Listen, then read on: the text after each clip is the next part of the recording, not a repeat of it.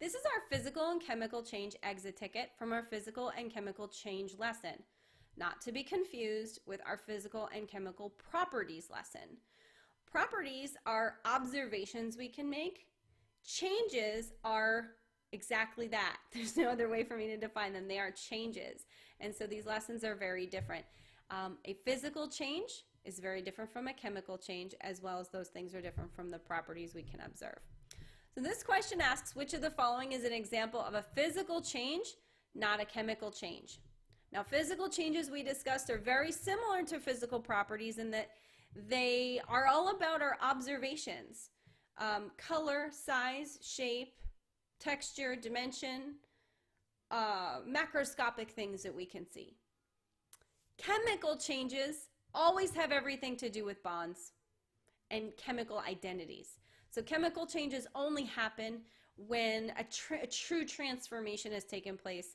You no longer have, after the change, what you had before the change. Whereas physical changes usually are just about changing form or changing appearance, but the actual identity remains the same. So we have a penny left outside slowly turning green. Okay, so that's a color change. We have a log giving off light and heat as it burns. Reminder here, we are looking for physical change, not chemical change. And in our physical and chemical change exit ticket, actually the question was about paper burning. And any kind of burning, I said at that point in time, any kind of burning is a chemical reaction. Burning usually produces some fumes, some smoke. That smoke was made from breaking bonds in the original material and reforming bonds in the form of a gas. So burning is definitely going to be chemical, anything with light as well. Our first one here qualifies as potentially a physical change because it's color change, right? We know penny is copper and it's turning green, so potentially there, maybe. This is definitely chemical change. This says a tree stores energy from the sun in its fruit. So to store energy, the tree has to make energy. It has to transform sun into something useful. And so the solar energy that came in now actually becomes food for the tree. This is the process of photosynthesis and the process of making glucose and all that stuff that goes on in there. The product, what's in the tree, stored energy, is not equivalent to the sunlight. It has undergone an energy change. So this is chemical as well. And the final one says a water pipe freezes and cracks on a cold night. So this is another example, could be called a physical change, right? Because we have this, it's no different than my pen cracking. It's still my pen. And so it's a change in the physical form, but it didn't change the material at all. Now, we got to choose only one between the penny turning green and the water pipe cracking. So the water pipe cracking is equivalent to, I'm looking around for paper. It's equivalent to me just ripping paper. It's like cracking it, bending it, breaking it in half.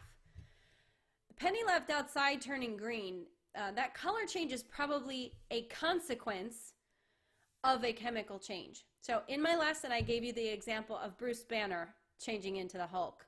Bruce Banner actually also turns green, but he also gets massively big in size.